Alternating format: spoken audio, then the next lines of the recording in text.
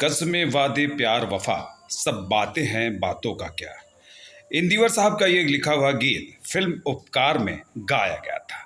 और इस गीत से उन रिश्तों की बात आती है जो राजनीति में एकदम फिट बैठते हैं कि राजनीति में कोई रिश्तेदारी नहीं होती और रिश्ता सौदेबाजी का होता है। आज इसका असर देखने को मिला कि जब जेडीयू के नेता और बिहार के मुख्यमंत्री नीतीश कुमार ने मोतिहारी में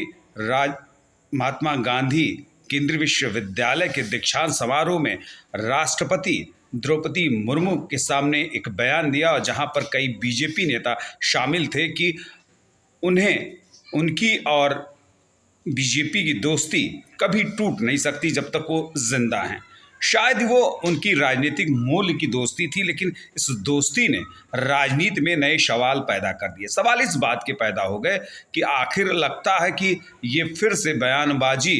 बीजेपी के करीब जाने के लिए नीतीश कुमार तो नहीं कर रहे हैं, कि नीतीश कुमार को लग रहा है कि फिर से वो कुछ और बीजेपी के साथ रिश्ता बनाना चाहते हैं।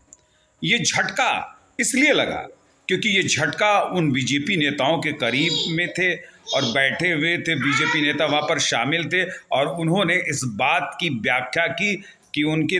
बीजेपी के साथ 2005 से रिश्ते रहे हैं और ये रिश्ते ताउम्र जारी रहेंगे। इस रिश्ते में कभी गिरावट नहीं आएगी, बल्कि उनकी दोस्ती का रिश्ता हमेशा बना रहेगा। अब आरजेडी को भी अब सोचने की एक ज़रूरत है कि ये शब्द जो निकले हैं और एक ऐसी जगह पर निकले हैं कि जहां पर बीजेपी के बड़े बड़े ओहदेदार नेता भी थे, सांसद जी भी थे और तमाम से लोग थे, और वहां पर ये बात निकली तो ये बात बहुत दूर तक जाएगी। वैसे भी हमेशा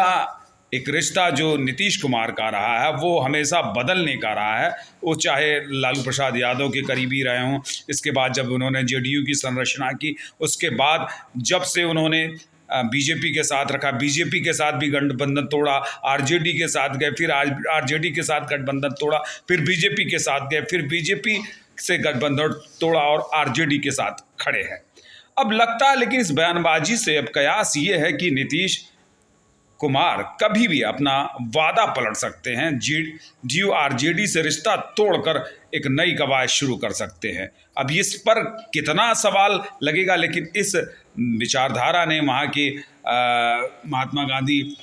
विश्वविद्यालय में जिस तरह के दीक्षांत समारोह में बयान दिया, इस बात से तो अब ये जग जाहिर है कि कुछ बिहार में नया होने वाला है और इसकी शुरुआत नीतीश कुमार ने कर दी है और उनकी बयानबाजी से पूरी बार एक बार शक्ल देखने को लोगों को मिलेगी कि नई शक्ल में नीतीश कुमार कैसे नजर आएंगे। इंडिया गठबंधन को भी इस बात को सोचना पड़ेगा, और जहां तक है कि नीतीश कुमार हमेशा प्रधानमंत्री बनने का इस बार सपना लिए हुए थे। अब इंडिया गठबंधन को कितना तवज्जो दे रहा नहीं दे पा रहा है, इस तवज्जो पर भी उनको थोड़ा सा ये लग रहा है कि जब मैं प्राइम मिनिस्टर नहीं तो मैं तो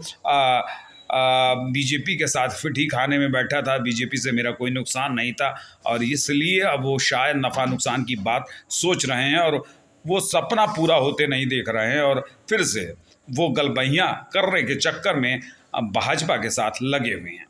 आरजेडी को भी सोचने का वक्त आ गया है कि अब आरजेडी भी सोचे कि कहीं ये गठबंधन किसी सिरे पर टूट ना जाए, क्योंकि जिस तरह से लगातार नीतीश कुमार अपने कार्यालयों में जाते रहे, बिना बेबाक जा रहे हैं, कभी भी किसी वक्त चले जाते हैं, और ये बयानबाजी खासकर हमेशा के लिए एक बड़ी बयानबाजी है जो एकदम तौर पर ये लग रहा है कि स्पष्ट कि इस बयानबाजी का असर बड़ा लंबा होगा। नीतीश रास्ता रोकेंगे या रास्ता जोड़ेंगे, इस पर भी इंडिया गठबंधन का रिश्ता जाहिर होगा।